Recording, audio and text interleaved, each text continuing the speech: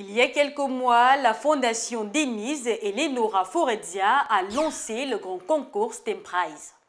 Celui-ci prime les projets des jeunes âgés entre 13 et 21 ans dans les domaines des mathématiques, de la science, de l'ingénierie et des technologies.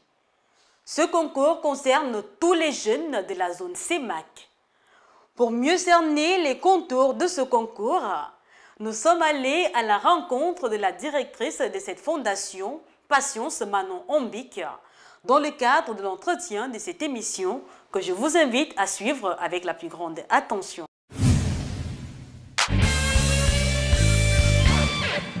Bonjour madame. Bonjour. Merci d'accueillir l'équipe de Télé Jeunes Chevaux à Forensic Foundation. Qu'est-ce que le STEM Prize? Le STEM Prize signifie sciences, technologie, ingénierie, mathématiques et c'est une compétition qui consiste à inviter les jeunes de 13 à 21 ans à soumettre leurs projets pour pouvoir gagner des prix. Vous avez parlé des jeunes de 13 à 21 ans. Pourquoi cette tranche d'âge-là?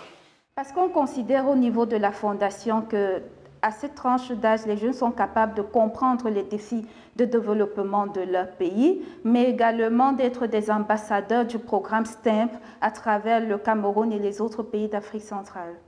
Vous avez parlé de la science, la technologie, les mathématiques. Pourquoi ces domaines et pourquoi pas l'agronomie, la chimie et autres? Nous, au niveau de la fondation, on prend sur nous de récupérer le discours de d'autres présidents, mais également la stratégie de l'émergence à l'horizon 2035. Et on a réalisé, au vu de certaines recherches, que pour atteindre cette émergence de manière efficace et efficiente, il faut que les jeunes soient davantage formés en sciences, technologie, ingénierie et mathématiques. Pour l'heure, au Cameroun, il y a 10% de jeunes qui sont formés dans ces domaines, mais pour pouvoir avoir une transformation économique et atteindre cette émergence, il nous faut au moins 30% formés dans ces domaines, d'où ce programme et les luttes parallèles pour les encourager à s'intéresser au STEM. Vous avez parlé de la fondation dans la sous-région. Alors, j'aimerais savoir pourquoi ce choix. Le STEM Prize couvre la sous-région Afrique centrale, comme vous venez de le dire, parce que les pays de l'Afrique centrale, contrairement à ceux de l'Afrique anglo-saxonne, ne sont pas suffisamment orientés vers l'entrepreneuriat. Ils n'ont pas suffisamment développé cette culture. Et à travers la circonscription dans la sous-région, on veut encourager les jeunes, à travers le STEM également, à contribuer à l'entrepreneuriat et par là au développement économique de leurs différents pays. Il y a quelques années, on avait dans la culture africaine des métiers dits pour hommes et des métiers dits pour femmes. On s'est rendu compte que les jeunes filles et les femmes peuvent être tout aussi dynamiques que les hommes dans certains domaines. C'est pour ça que les filles, les femmes devraient également postuler et elles seront les bienvenues pour l'implémentation de ces projets. Quels seront les prix offerts aux gagnants?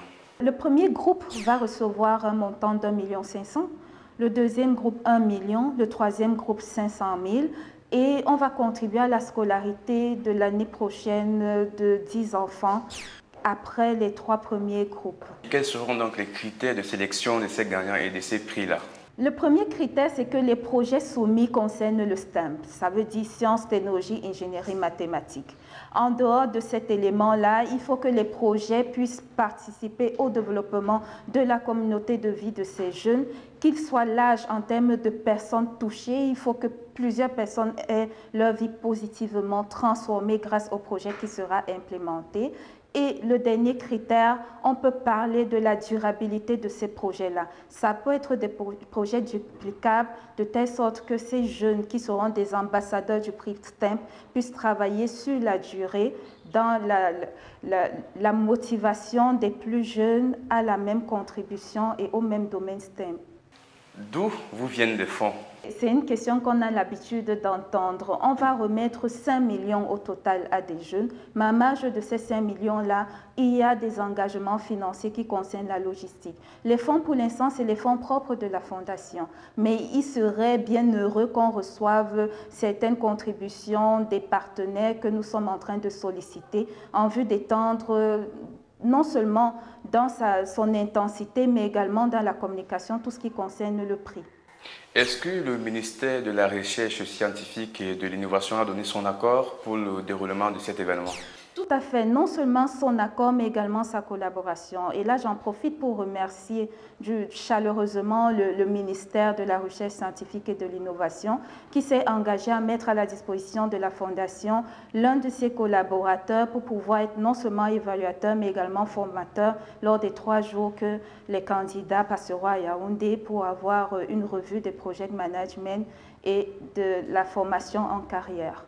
Vous venez de dire que les candidats vont se déplacer des villes diverses pour Yaoundé. Alors comment cela va-t-il se passer? Déjà sur le plan logistique, on a des partenaires qui vont collaborer pour le STEMP. Les candidats seront logés dans un hôtel à Yaoundé et ils auront 3 jours de formation en management de projet, en montage de projets de recherche, mais également en construction de leur carrière, parce que ça c'est très important pour les jeunes de 13 à 21 ans. Après, en marge de ces formations-là, ils vont faire une visite de la ville, mais également rencontrer des jeunes qui exercent déjà dans les domaines de STEM et des jeunes qu'on peut considérer comme des modèles de notre pays ou de l'Afrique tout entière dans ces domaines-là. Parlant donc de la présentation de la Fondation. La Denis and Lenora Faurecia Foundation a pour mission la transformation économique de l'Afrique. Et quand on dit transformation économique, il faut préciser quels sont nos axes forts. La Fondation se base sur le leadership, sur l'entrepreneuriat, sur les métiers qui permettent de générer des fonds. Quand je dis entrepreneuriat, il faut préciser qu'on a un programme Small Business and Entrepreneurship Center. La Fondation s'intéresse également à la santé. Vous êtes sans l'ignorer que sans la santé, on est capable de travailler et de se déployer socialement. On a également un programme qui est un véritable think tank qui veut être une source de propositions de politique publique pour nos gouvernements camerounais et d'ailleurs. Quelle est donc la motivation principale et réelle de la Fondation? La motivation principale, je le dirais, c'est notre mission, la transformation économique. Pour ça, on a visé certaines couches de la population. On s'intéresse particulièrement aux jeunes et aux femmes parce qu'on est conscient qu'en termes démographiques, les femmes représentent une grande couche de la population et en termes de dynamisme, les jeunes, eux, c'est une véritable valeur qu'il faut capitaliser. Donc, à travers ces différentes couches-là, on veut non seulement automatiser les différentes personnes pour qu'elles soient de véritables acteurs de leur société, mais également contribuer de manière large à transformer et à développer notre pays. Hormis le STEM Prize, qu'est-ce que la Fondation a déjà fait pour les jeunes jusqu'ici? Pour les jeunes, la Fondation a déjà mis sur pied plusieurs projets. Je vais citer certains pour ne pas m'y étendre. C'est le projet Leadership. On finance les études des jeunes intelligents mais désœuvrés. On forme ces jeunes-là. On a l'habitude d'organiser des rencontres scientifiques. En avril dernier, on a d'ailleurs organisé un forum sur l'industrialisation qui a eu un succès franc. On a, il n'y a pas longtemps, organisé un forum sur le développement urbain et des forums sur l'alimentation.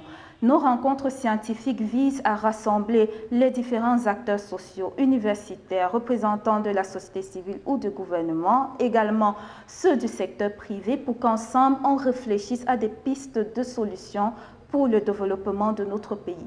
Que diriez-vous alors à ces jeunes qui vous regardent maintenant pour la Fondation? À ces jeunes, la seule chose que je peux dire, n'hésitez plus à aller devant vos ordinateurs et postuler pour le STEM Prize. Au niveau de la Fondation, cela participe d'une approche stratégique parce que, comme je l'ai signalé, on voudrait augmenter le nombre de jeunes impliqués dans la science, technologie, ingénierie, mathématiques. Mais pour ces jeunes-là, cela sera une expérience formidable. Non seulement de pouvoir mettre sur pied un projet communautaire, mais également de se voir ambassadeur d'un message aussi fort que le STEM Prize, qui est un véritable défi de développement de l'heure pour notre pays et également pour la sous-région Afrique centrale. Merci, madame, d'avoir répondu à toutes nos questions. Au nom de toute l'équipe de la Fondation et des fondateurs, Dr Denis et madame Lenora Faurecia, je vous remercie également. Les jeunes, allez massivement vous inscrire sur le site de la Fondation Denis et Lenora Faurecia qui s'affiche au bas de votre écran. 1 500 000 francs CFA, 1 million de francs CFA, 500 000 francs CFA. N'est-ce pas là un grand pactole pour les gagnants? Décidément, ce ne sont pas que les concours de beauté qui payent. Vous nourrissez le rêve d'animer ou de présenter une émission TV. L'occasion vous est offerte. L'émission Télégie sur la CRTV lance un casting pour jeunes reporters et présentateurs TV. Vous êtes éloquent, vaillant, télégénique